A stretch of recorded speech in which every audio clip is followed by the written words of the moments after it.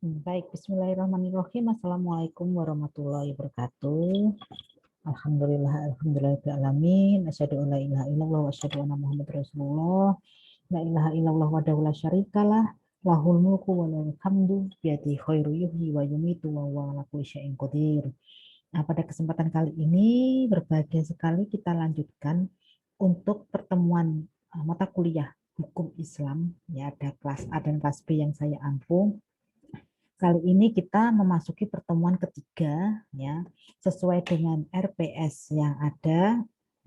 Saya share screen untuk RPS-nya untuk mengingatkan materi sebelumnya yang telah kita lalui, ya, itu berkaitan dengan pendahuluan, ruang lingkup, ciri, tujuan, serta sumber-sumber hukum Islam. Yang hari ini yang akan kita lakukan adalah mengenai asas-asas hukum Islam, syariah, dan fikih. Ya, nanti akan saya prolog, yang namanya saya prolog ya. Prolog itu singkat, ya itu ya. Nanti kelanjutannya, selanjutnya Anda nanti bisa mengakses itu, ya. Nih, yang saya bahas ya karena kita persiapan untuk uji kompetensi 1 ya.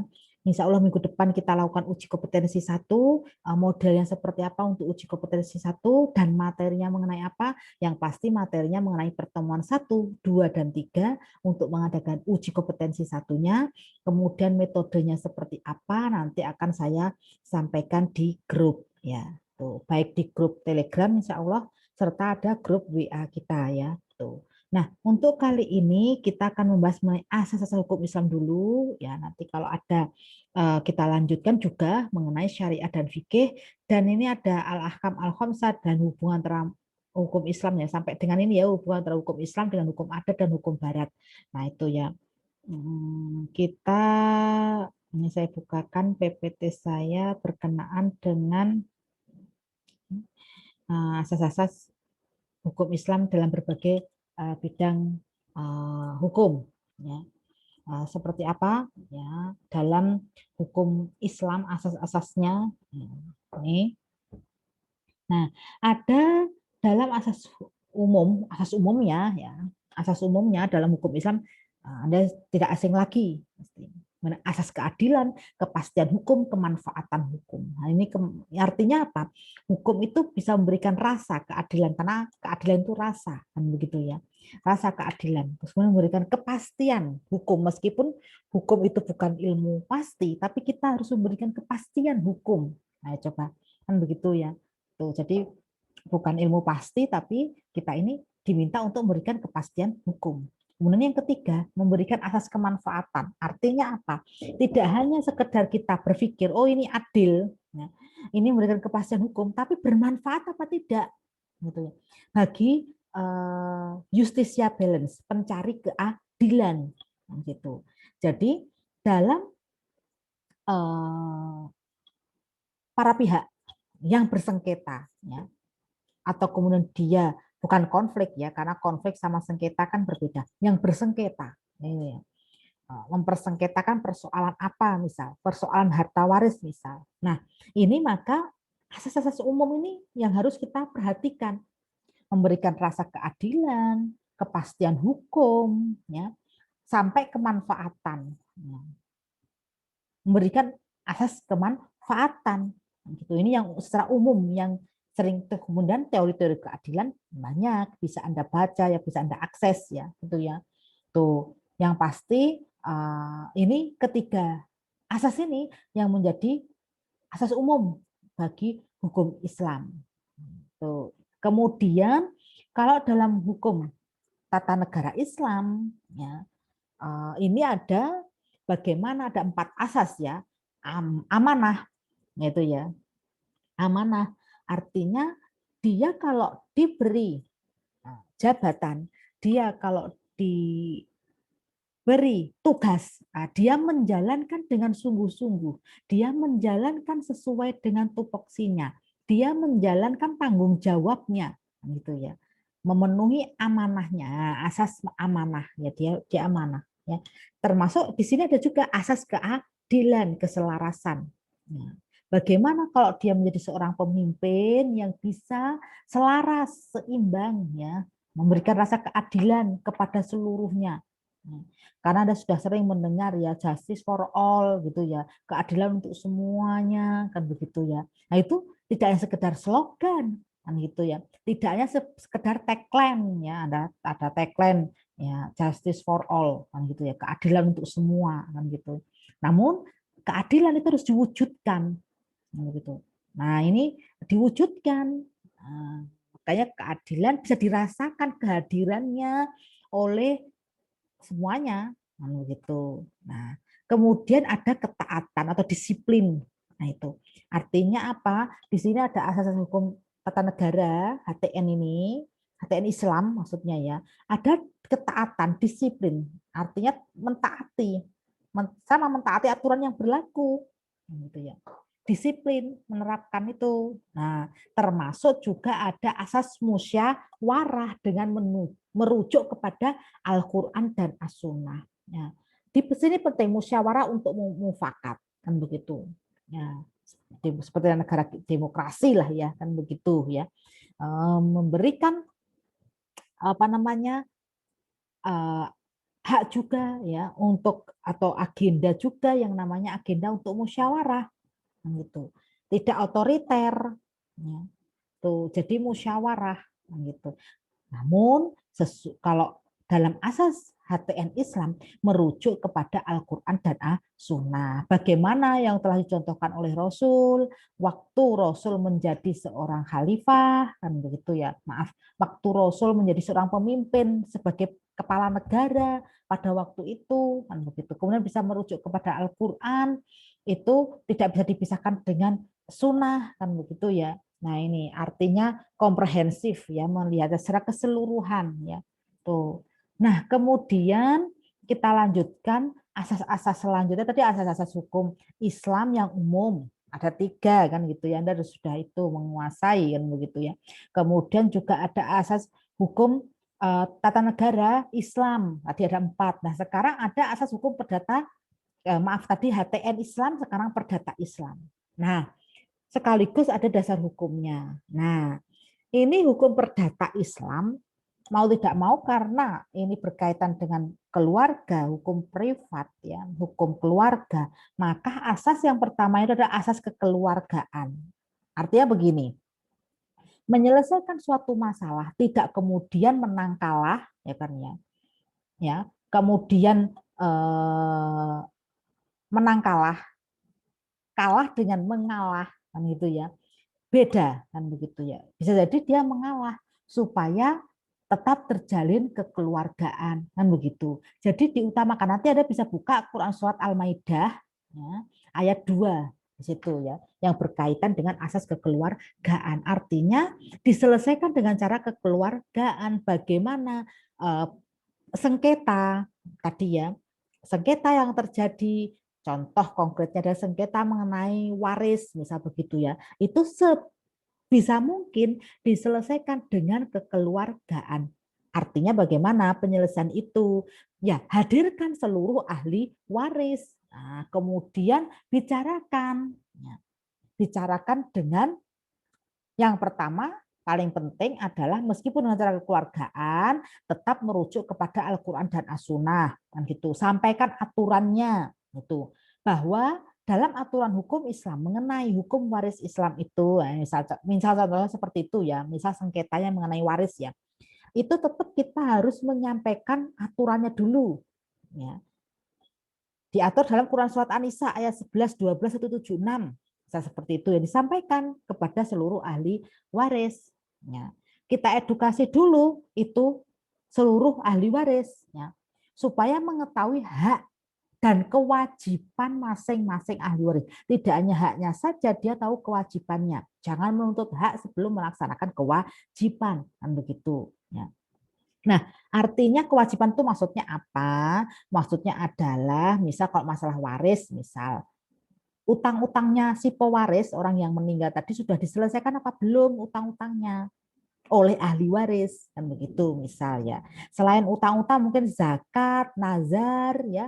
Nah, karena nazar itu kan utang ya. Kemudian bisa jadi dia belum menunaikan zakatnya misal atau melaksanakan zakatnya si pewaris si mayat ini yang gitu ya, maka itu kewajiban dari ahli waris. Jadi ahli waris jangan hanya menuntut haknya saja, mana bagian harta waris saya, tapi belum atau belum melaksanakan kewajibannya sebagai ahli waris, ya jangan menuntut haknya dulu gitu ya. Jadi harus kita biasakan bahwa kita melaksanakan kewajiban dulu sebelum menuntut hak.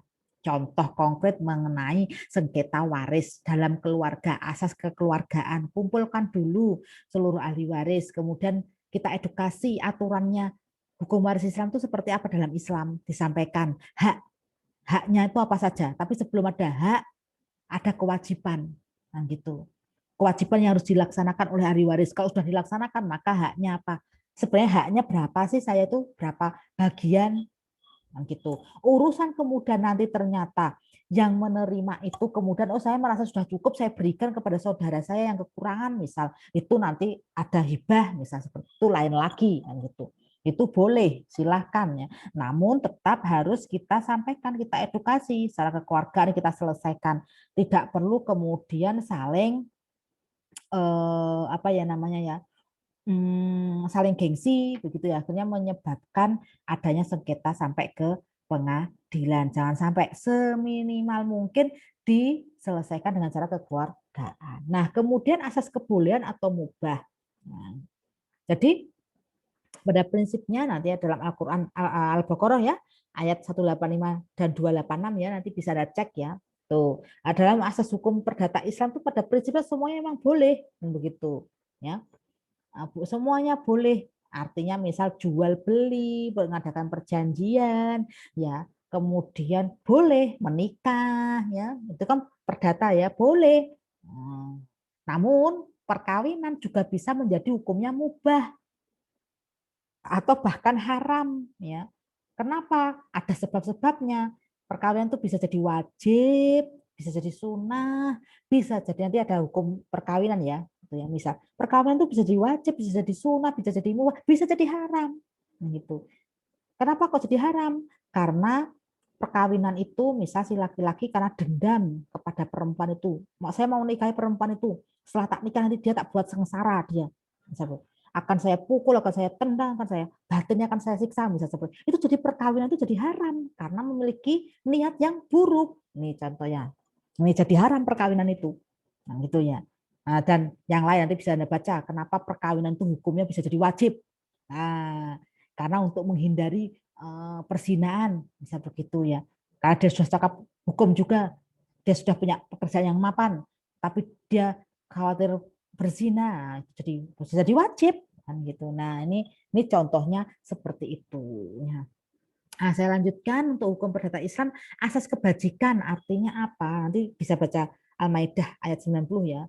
Nah, untuk kebajikan, untuk kebaikan. Jadi, kalau memiliki masalah keluarga, khususnya kan itu berarti masalah, misal tadi saya contoh konkretkan waris saja ya. Nah, untuk kebaikan ya, lebih baik ya, untuk kebajikan apa namanya, bersama, lebih baik kita selesaikan dengan cara mediasi, misal seperti itu ya. Mediasi dilakukan oleh mediator, berarti ya ada mediatornya. Nah, itu kalau mediasi, mediator di situ ada sebagai penengah ya. Nanti Anda bisa akses ya, siapa sih mediator itu kan gitu ya. Ya karena saya juga sudah lulus ya, bersertifikat mediator juga ya gitu ya. Jadi selain saya sebagai lawyer juga ya, itu advokat ya, tapi saya juga bersertifikat mediator dari Universitas Gajah Mada ya, dari UGM ya.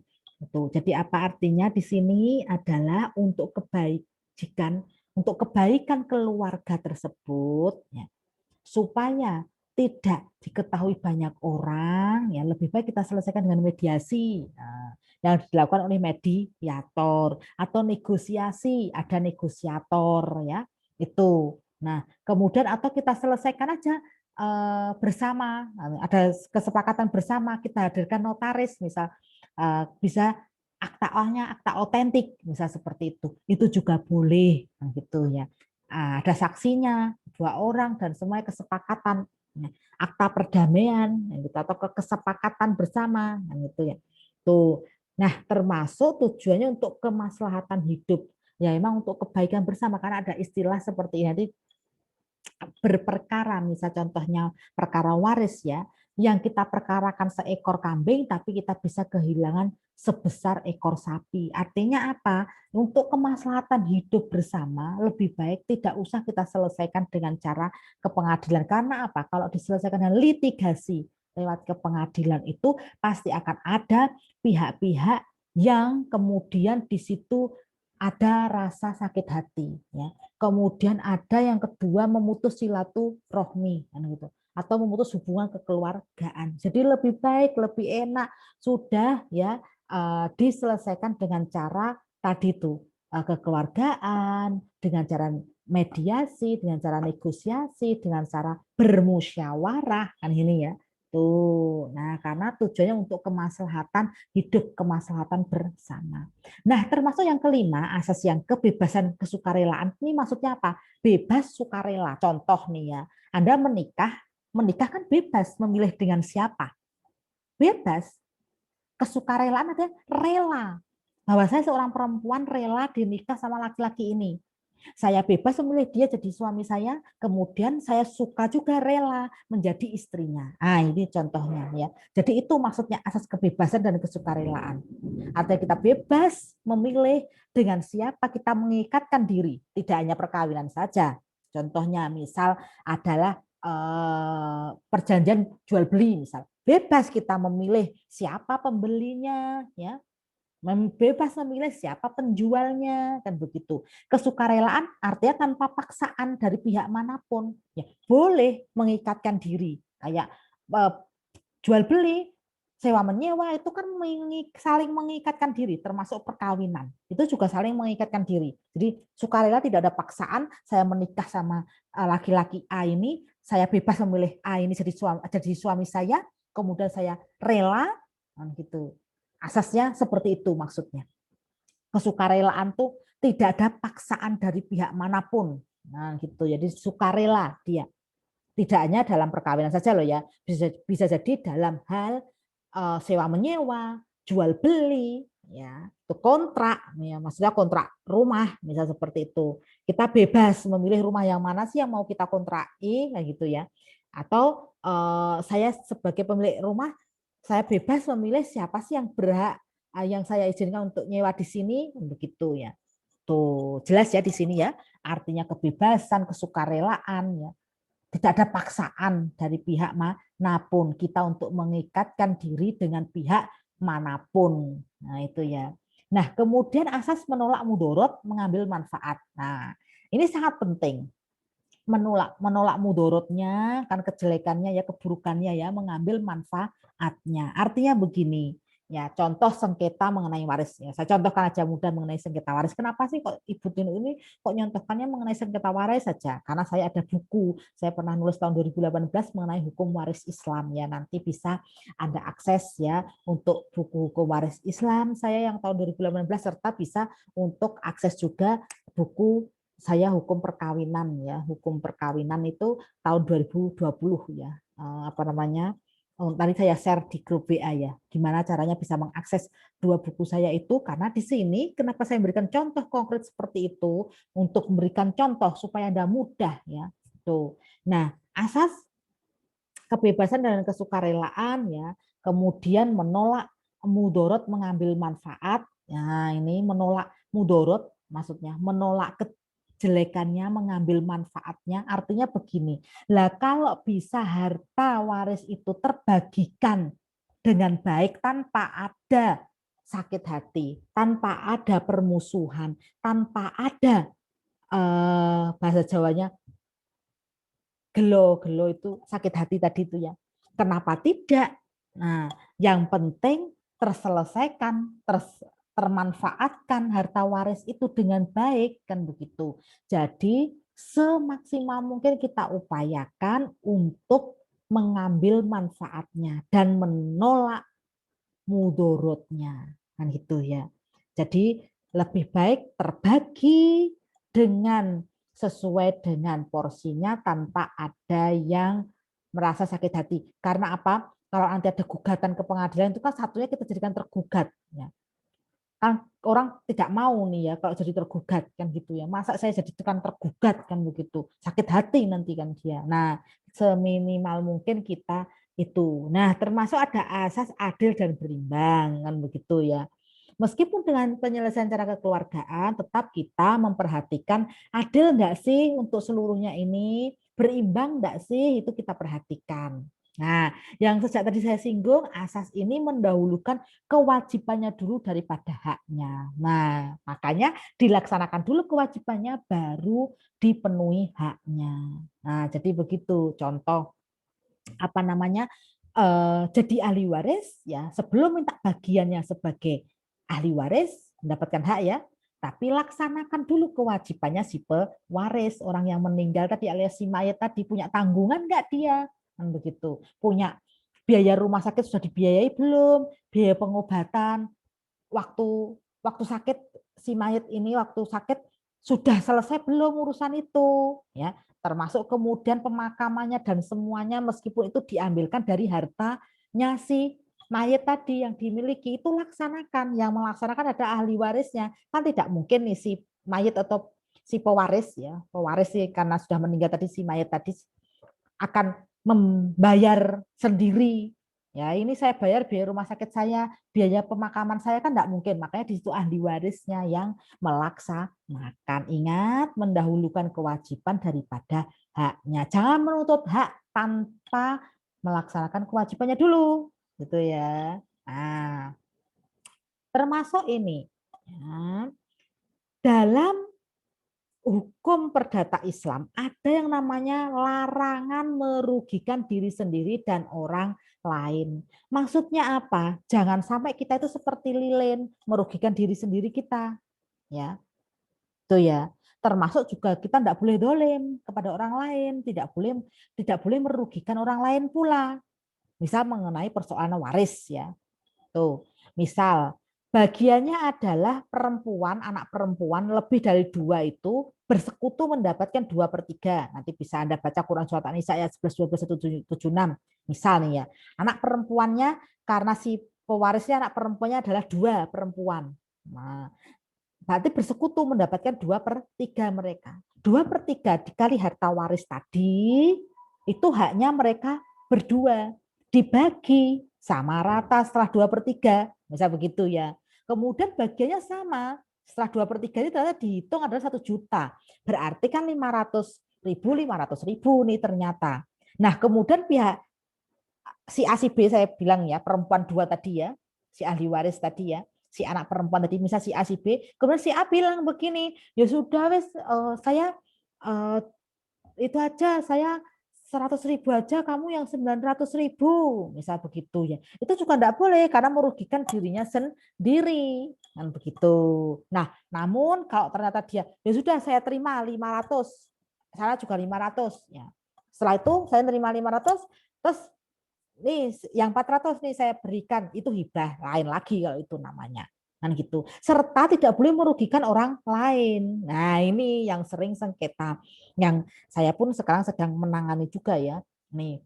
Merugikan orang lain apa yang saya tangani itu ada 3 ahli warisnya ya, perempuan, laki-laki sama laki-laki. Nah yang satu sudah meninggal, yang satu masih hidup ya, tapi yang meninggal ini punya keturunan, ini masih hidup seluruh harta waris sertifikatnya dikuasai oleh ini anak perempuan ini. Si anak laki-lakinya kemudian mau mengakses harta warisnya bagaimana? Ayo kita jual, dan ini nggak ada reaksi anak yang perempuan. Nah, berarti si anak perempuan ini merugikan orang lain gitu, merugikan saudaranya yang laki-laki ini. Karena apa? Karena tidak segera dibagi.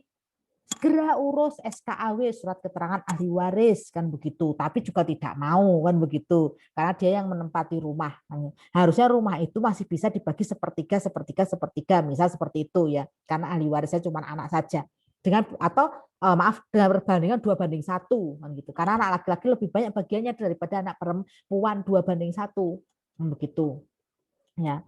Nah namun sampai sekarang belum dilakukan, tidak mau dia ya, ngasihkan sertifikat juga enggak mau ya. Kemudian, nah ini bagaimana? Maka kita undang dia untuk mediasi hadir ke ke lembaga bantuan hukumnya kan gitu ya. Nah, terus asas kemampuan berbuat. Nah, nih, udah jelas ya asas larangan. Jadi tidak boleh merugikan diri sendiri, juga tidak boleh merugikan orang lain. Maksudnya sesama ahli waris, misal tadi ya ada 3 ahli waris ya. Satu ini menghendaki tidak dibagi, yang 2 menghendaki dibagi, oh nggak bisa. Yang namanya harta waris itu ya harus dibagi, ya harus segera diselesaikan ya. Tuh, apalagi kalau sertifikatnya masih atas nama si pewaris tadi, si mayat tadi misal. Itu maka untuk balik nama itu ada prosesnya, ada SKAW dan semuanya, tidak boleh merugikan orang lain. Karena apa? Kan kalau ada kematian segera bagi harta waris Anda kan gitu, supaya jelas bagian masing-masing, jangan lama-lama gitu ya. Terus asas kemampuan berbuat ya, ya artinya berbuat itu kemampuan berbuat ya tadi tuh melaksanakan hak dan kewajiban juga itu ya. Nah, termasuk asas kebebasan berusaha. Di sini artinya berusaha pihak yang tadi ahli waris yang lain tadi ya, yang ternyata kok saudara saya enggak bagi-bagi ya hartanya, padahal orang tua kami udah meninggal lama, rumah dikuasai dia terus, digunakan terus, dipakai terus, padahal itu saya masih ada hak di situ kan begitu ya. Nah, maka dia berusaha untuk kemudian meminta ahli waris yang lain untuk melaksanakan pemecahan harta waris supaya bagiannya jelas kan gitu ya. Nah, termasuk ada asas mendapatkan hak karena usaha dan jasanya. Tadi yang saya sampaikan, misal perjanjian kontrak ya, misal kontrak atau berpartner di bidang usaha, atau usaha itu bisa bentuk apapun, termasuk jasa juga ya, maka asas mendapatkan haknya masing-masing. Misal saya seorang pengusaha yang bergerak di bidang jasa, misal begitu, jasanya transportasi misal ya, maka terjadi kontrak nih antara pemberi antara pengusaha ya, pihak pertama dengan pihak kedua kan begitu ya. Dia yang driver, saya yang pemilik kendaraan, misal seperti itu, maka dia mendapatkan haknya dari jasa yang telah dia berikan ke saya, misal jasanya berupa jasa driver, misal begitu ya. Nih, termasuk asas perlindungan hak. Artinya apa? Hak bagian tadi yang saya waris lagi ya, kembali saya berikan contoh waris memang ya supaya mudah ya. Perlindungan hak ini maksudnya apa sih Bu? Kan begitu ya. Gimana maksudnya? Artinya setiap ahli waris yang sah tidak usah khawatir ya. Undang-undang telah peraturan perundang-undangan maaf ya, peraturan perundang-undangan yang berlaku di Indonesia itu telah melindungi haknya. Lah kalau dalam hukum Islam bagaimana? Ya telah dilindungi Al-Qur'an dan As-Sunnah tadi. Misal nih, bagian anak laki-laki dan anak perempuan 2:1. Kemudian anak perempuan 1 orang bagiannya berapa? Setengah, misal. Kemudian lebih dari 2 berapa? Mereka bersekutu, 2/3, misal seperti itu ya. Nah, laki-laki bisa asobah, misal begitu. Nah, itu artinya haknya dia. Maka Al-Quran melindungi itu. As-Sunnah juga pendukungnya, ya, termasuk peraturan perundang-undangan yang berlaku di Indonesia. Anda tahu ya, peraturan perundang-undangan yang berlaku di Indonesia itu tidak hanya undang-undang, tidak hanya PP, termasuk kompilasi hukum Islam kan begitu ya. Nih, yang Undang-Undang Nomor 1 Tahun 74 ya begitu ya. Itu melindungi hak hak sebagai seorang suami, hak sebagai seorang istri ya. Kalau itu dalam hukum perkawinan Islam misalnya begitu. Hak ahli waris apabila itu mengenai waris, tidak usah khawatir, kita tidak usah nangis-nangis ya. Saya kok tidak mendapatkan itu padahal saya anaknya kan gitu ya. Secara yuridis otomatis yang namanya ahli waris itu haknya telah dilindungi oleh undang-undang, oleh peraturan perundang-undangan yang berlaku. Nah, kemudian ada asas hak milik berfungsi sosial. Maksudnya apa? Nah, asas hak milik berfungsi sosial ini ya bisa jadi beberapa yang kita miliki ya kita wakafkan ya. gitu. Itu berfungsi untuk umum. Kemudian dibuat masjid, dibuat musola, kemudian dimanfaatkan untuk kegiatan keagamaan, misal dibuat rumah sakit, misal berarti berfungsi untuk sosial. Awalnya milik pribadi ya, hak milik kan gitu ya. Kemudian menjadi fungsinya sosial. Nah, kemudian asas yang beretikat baik harus dilindungi. Nah, jadi ya kalau sudah memiliki etikat baik, menyelesaikan, dia harus dilindungi haknya. Artinya begini, misal nih saudaranya sesama ahli waris tadi ya, yang satu itu beretikat baik, dipanggil untuk mediasi jika dia hadir, maka hak-hak dia juga harus dilindungi, bagian dia juga harus diberi, kan begitu ya. Tuh. Nah, kemudian ada asas resiko dibebankan pada benda atau harta. Nah, ini maksudnya adalah di sini bisa jadi Anda juga harus mengeluarkan karena memang kewajiban ya, mengeluarkan zakat dari harta benda yang Anda miliki, termasuk resiko dibebankan pada benda itu bisa pajak kan begitu ya. Termasuk pula kalau ada perjanjian kontrak sewa menyewa maksudnya ya, sewa menyewa. Nah, itu ada yang namanya resiko-resiko dibebankan kepada siapa. Ya. Kalau kacanya pecah, siapa yang nanggung? Penyewa apa pemberi sewa kan gitu ya. Nih ya. Kemudian ada asas mengatur sebagai petunjuk. Ya, itu ada mungkin perjanjian ya. Tuh. Nah, kemudian ada perjanjian tertulis atau diucapkan di depan saksi. Ya, tadi ya nyambung dengan yang awal ya. Perjanjian ini tertulis ya, atau diucapkan di depan saksi ya. Nih. Nah, kalau ini dan seterusnya ya dan lain-lain. Nah, banyak ya asas hukum perdata. Nah, sekarang asas hukum pidana Islam. Ada yang namanya asas legalitas. Ya, ada larangan memindahkan kesalahan kepada orang lain, asas praduga tak bersalah. Ya. Asas legalitas berarti dia bisa dipidana berdasarkan aturan yang berlaku. Hukum pidana Islam atau sebutannya fikih jinayah ya.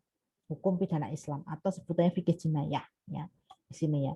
Kemudian ada asas legalitas ya, berarti dia bisa dipidana kalau ada aturan hukum yang berlaku. Terus kemudian yang kedua lah paling penting, larangan memindahkan kesalahan kepada orang lain yang bersalah itu bapaknya, artinya melakukan tindak pidana ini ya, kemudian dilimpahkan kepada anaknya. Oh ya tidak bisa, ya itu ya, tidak boleh, tidak bisa.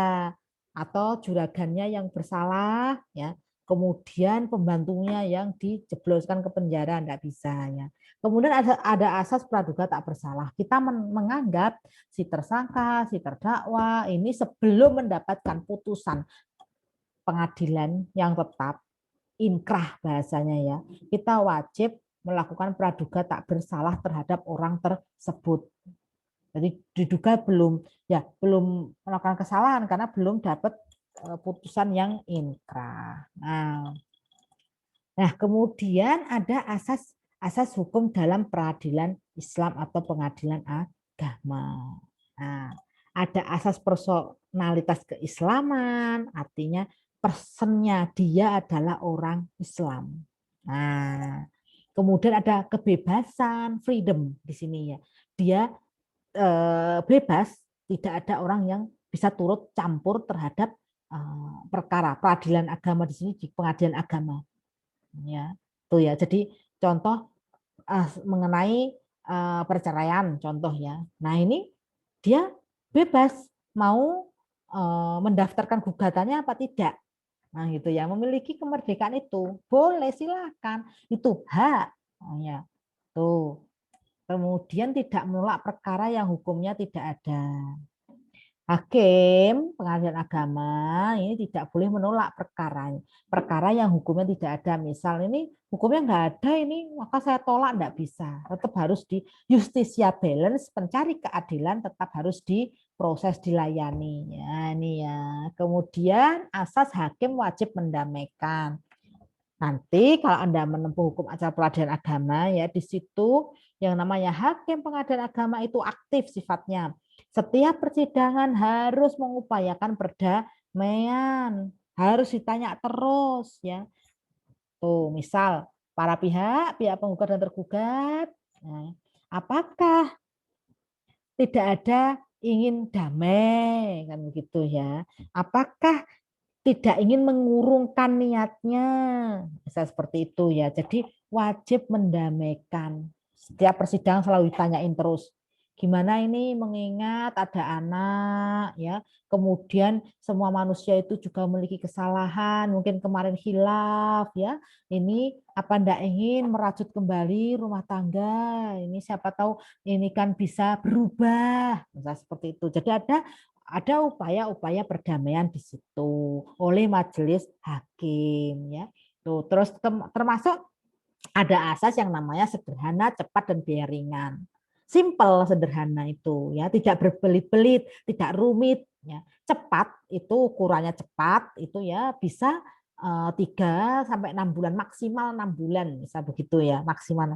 Dan biaya ringan itu ya tidak membebani ya gitu ya. Tapi biasanya umumnya ada yang 800 sampai berapa itu ya, itu untuk biaya panjarnya ya, biaya perkaranya gitu ya. Jadi sederhana, cepat dan biaya ringan gitu ya. Nah, kemudian asas mengadili menurut hukum dan persamaan hak. Jadi hakim mengadili berdasarkan aturan hukum yang berlaku serta memandang persamaan hak gitu ya. Karena equality before the law kan begitu ya, equal ya. Jadi equality before the law. Jadi persamaan di hadapan hukum itu ya. Tuh, jadi ada seperti itu ya asasnya ya. Kemudian ada asas di pengadilan agama itu yang persidangannya terbuka untuk umum. Misal perkara-perkara tertentu ya. Ekonomi syariah, misal itu biasanya ada yang terbuka untuk umum, bisa begitu. Sengketa wakaf, bisa seperti itu. Tapi ada juga yang persidangan tertutup untuk umum. Perceraian misalnya, itu tertutup untuk umum. Ya, tuh ada asas hakim wajib memberi bantuan. Artinya di sini adalah bantuan-bantuan hukum, edukasi tadi, maksudnya mengedukasi, ya, memberi bantuan. Misal nih ya, si penggugat menggunakan jasa kuasa hukum, si tergugat tidak misalnya. Maka di situ si hakim mengarahkan, oh ya tergugat agenda minggu depan adalah pembuktian. Karena pembuktian dari pihak tergugat, silakan seluruh alat bukti ya dibawa yang asli dan difotokopi. Setelah difotokopi, dileges ke kantor pos. Nah, misal seperti itu. Nah, itu jadi memberikan bantuan berupa informasi tadi karena tidak semua orang tahu bahwa agenda pembuktian itu harus dihadirkan yang asli dan fotokopi, serta tidak hanya sekedar fotokopi saja, tapi juga harus dileges di kantor pos, misal seperti itu ya, dileges. Nah, kemudian ada asas peradilan dilakukan dengan hakim majelis. Namanya aja hakim majelis. Ada 3, ketua majelis sama anggota 1, anggota 2 ini tiga-tiganya harus hadir kan begitu ya. Jadi ada 3 ya tuh ya. Nah, kemudian asas penerapan hukum Islam, ada hukum Islam tidak memberatkan, tidak mempersempit, memberatkan juga tidak, mempersempit juga tidak. Islam tidak memperbanyak tuntutan, ya sesuai dengan kemampuan, ya. Hukum Islam dilaksanakan secara bertahap, proses, ya. Jadi sesuai dengan kemampuan, ya, dan bertahap. Ya, itu jangan sampai yang mualaf dengan yang sudah jadi kiai ustadz kemudian disamakan kan tidak kan gitu ya, penerapannya berbeda, penanganannya pun juga berbeda. Kalau yang mualaf misal ya, Islam bertahap itu apa, dia bertahap dulu, kita jelaskan yang wajib apa kan itu ya, kemudian jangan sampai dia baru mualaf kemudian sudah dibebani bayar zakat, kemudian infak, sedekah dan semua ya belum, nanti dulu kuatkan akidahnya kan gitu. Bagi yang apa namanya secara bertahap ini ya, bagi yang mualaf baru masuk Islam ya, jangan terus kemudian ditakut-takuti kan gitu, jangan lah ya gitu. Jadi ada bertahap, ada prosesnya tuh ya. Nah, ini asas hukum ke perkawinan ya, tadi ya kesukarelaan sudah saya jelaskan ya, sukarela, persetujuan disetujui oleh orang tua, kebebasan milih pasangan, saya mau milih si A, si B, si C, bebas. Nah, terus asas kemitraan suami istri ya. Suami istri karena bermitra, berpartner, jadi harus berdiri sama tinggi, duduk sama rendah sama. Nah, ada asas hukum perkawinan selanjutnya itu asas untuk selama-lamanya. Jadi selama-lamanya itu sampai maut memisahkan, kemudian bisa hidup bersama dunia dan akhirat kan begitu ya. Nah, kemudian yang paling terakhir yang paling penting di sini adalah asas monogami terbuka. Apa maksud dari asas monogami terbuka ya? Artinya begini, di dalam hukum perkawinan yang berlaku di Indonesia, di negara kita, itu pada asasnya sebenarnya monogami, tapi terbuka. Terbuka itu, monogami kan berarti satu perkawinan nih ya, perempuan satu, laki-laki satu. Ini monogami. Namun bisa kemungkinan terbuka. Terbuka adalah terbukanya adanya poligami.